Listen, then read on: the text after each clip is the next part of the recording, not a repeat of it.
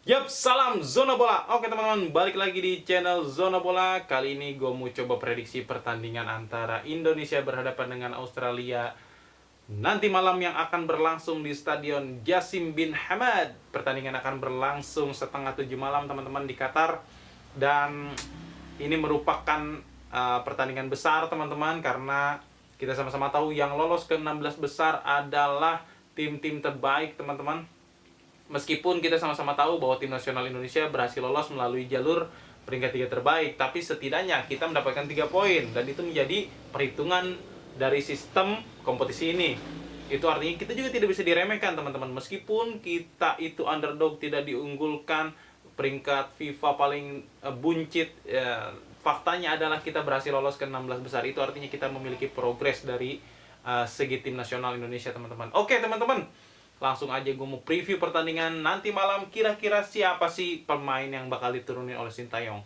Melihat dari interview kemarin Sintayong bersama pers, bahwa gue melihat tidak akan banyak terjadi perubahan dari sisi tim nasional Indonesia ya teman-teman.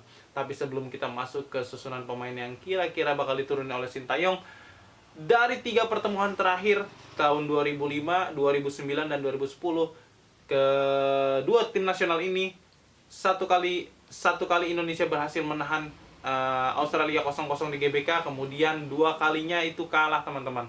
Tapi itu jaraknya sangat jauh teman-teman, dari 2005 ke 2009, dari 2009 ke 2010, dan 2010 sampai sekarang kita belum pernah bertemu lagi dengan Australia teman-teman. Itu artinya Australia juga tidak bisa sembarangan memandang tim nasional Indonesia saat ini teman-teman, karena 14 tahun yang lalu dengan saat ini sangat berbeda tim nasional kita teman-teman. Progresnya sangat terlihat.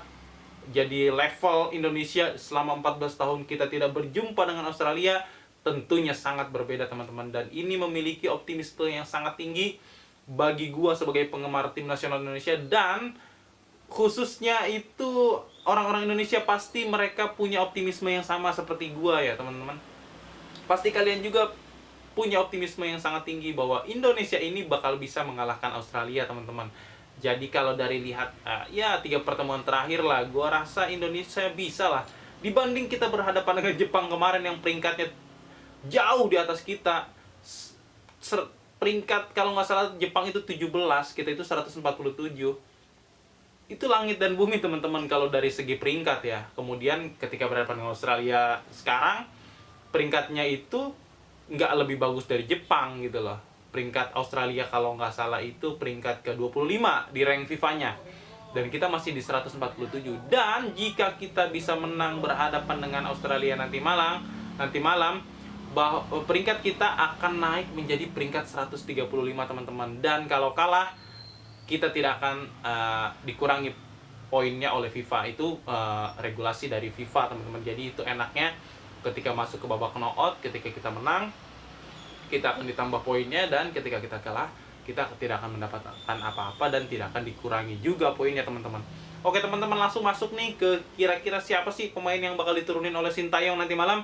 Menurut gua, kalau melihat dari konferensi pers Sintayong kemarin, bahwa dia tidak akan bisa mengambil banyak resiko ketika sudah berada di babak knockout. Artinya pemain yang bakal turun besok nanti malam maksud gua, kemungkinan besar jika tidak terjadi hal-hal non teknis seperti cedera atau apa, line up yang akan diturunkan Sintayong sama seperti ketika berhadapan dengan Jepang teman-teman. Itu pernyataan dari Sintayong sendiri. Dia bilang bahwa karena ada beberapa wartawan yang menanyakan bahwa kenapa coach tidak memainkan Sain Patinama yang bermain bagus ketika dikualifikasi.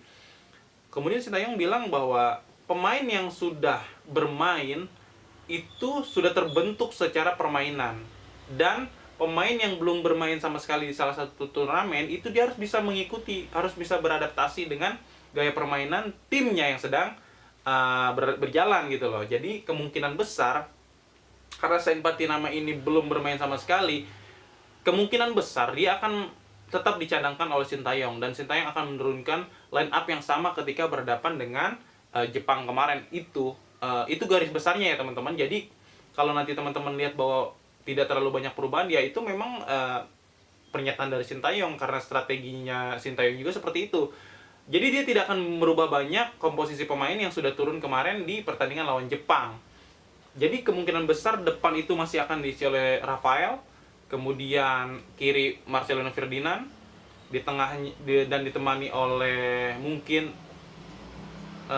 Ivar Jenner mungkin, atau masih bisa kemungkinan Maklok turun, tapi kemungkinan Maklok turun sih agak sedikit kecil ya teman-teman, karena dia bermain hanya menjadi super sub di 2 pertandingan terakhir. Kemudian di kanan masih akan ada Yakub Sayuri menurut gua. Di belakang Sayuri masih ada Asnawi, kemudian Rizky Ridho, ada Jordi Amat, Sandy Walsh. Bisa juga Sandy Walsh agak didorong ke depan, di depan Rizky Ridho menjadi defensive midfielder, jadi dia yang kontrol permainan di tengah bersama Justin Hubner. Meskipun Justin Hubner yang kita sama-sama tahu bermain agak ke belakang dia. Jadi di tengah itu mungkin Ivar Jenner dan Walsh bisa bergantian. Tapi cenderung kalau Walsh itu lebih ke defensif, jadi nggak ke ofensif. Ofensifnya ada di Ivar Jenner. Itu yang kira-kira prediksi line up yang bakal turun tuh nggak bakal jauh seperti kemarin ketika berhadapan dengan Jepang, teman-teman. Dan gue punya optimisme yang sangat tinggi dengan line up seperti ini, dengan gaya permainan yang seperti berhadapan dengan Jepang.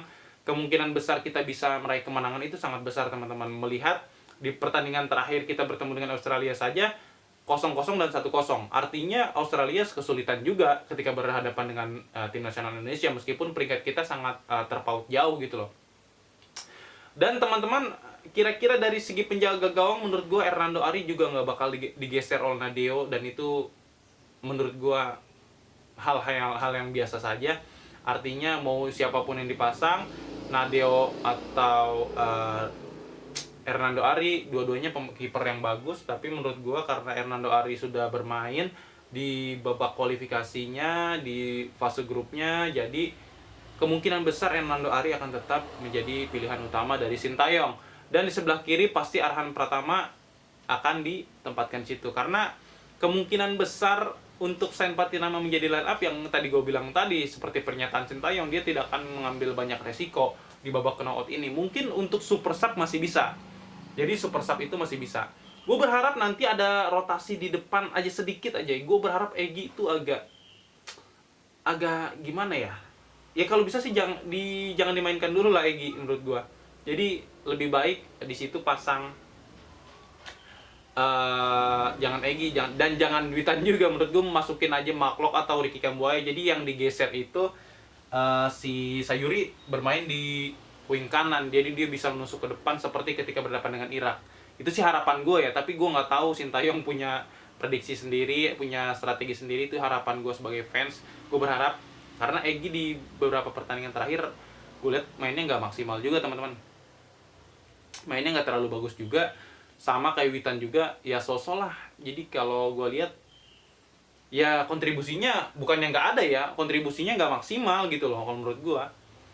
Jadi ya tapi tetap kita dukung apapun keputusan Sintayong di susunan line up nanti yang bakal diturunin. Dan dari sisi Australia sendiri, teman-teman, di fase grup dia berhasil meraih 2 kemenangan dan 1 kali imbang lawan Uzbekistan, dan dia hanya kebobolan 1 gol, teman-teman, di fase grup. Itu merupakan sinyal bahwa Australia ini tim yang sangat kuat secara defense.